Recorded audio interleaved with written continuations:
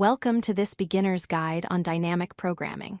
Today, we are going to dive into one of the most important concepts in computer science, overlapping subproblems.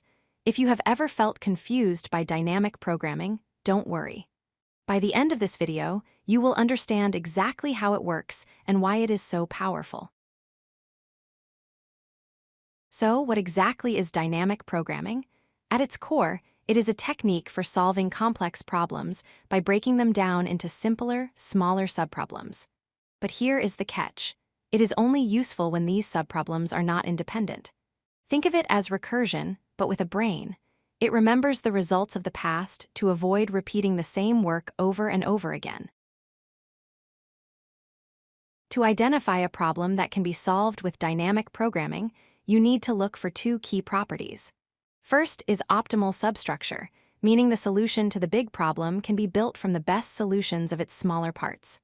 Second, and our focus for today, is overlapping subproblems. This means the problem breaks down into parts that are reused multiple times, like the Fibonacci sequence. Let's visualize this with the Fibonacci sequence.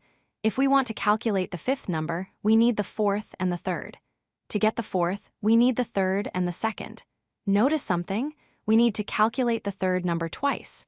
As we go deeper, the number of repeated calculations grows rapidly.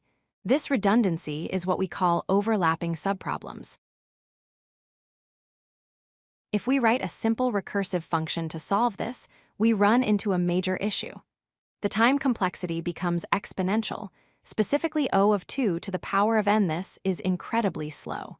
For example, calculating the 50th Fibonacci number would take over 20 billion steps. This is because the computer blindly recalculates the same values millions of times. How do we fix this? The first method is called memoization, or the top-down approach. The idea is simple: write it down. Before you solve a subproblem, check if you have already solved it. If you have, just return the stored answer. If not, solve it and save the result for later. It's like keeping a notepad so you never have to do the same math problem twice. The second method is tabulation, or the bottom-up approach. Instead of using recursion, we use loops. We start from the very beginning, the base cases, and fill up a table. We solve for 0 and 1, then use those to solve for 2, then 3, and so on until we reach our target. This avoids recursion entirely and is extremely efficient. Let's compare the two. Memoization starts at the top and recurses down, storing values as needed. It is often easier to write conceptually, but has a limit due to recursion depth. Tabulation starts at the bottom and builds up iteratively. It is generally faster and avoids stack overflow issues, but it calculates every single subproblem on the way up, even if some aren't needed. Dynamic programming isn't just for math puzzles. It is used everywhere in computer science. It powers the knapsack problem for resource optimization. It's used in navigation apps to find the shortest path between 2 points, and it helps in bioinformatics for DNA sequencing by finding the longest common subsequence.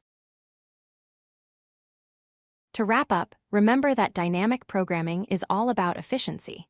It turns impossibly slow exponential problems into linear time solutions. Use it whenever you spot overlapping subproblems.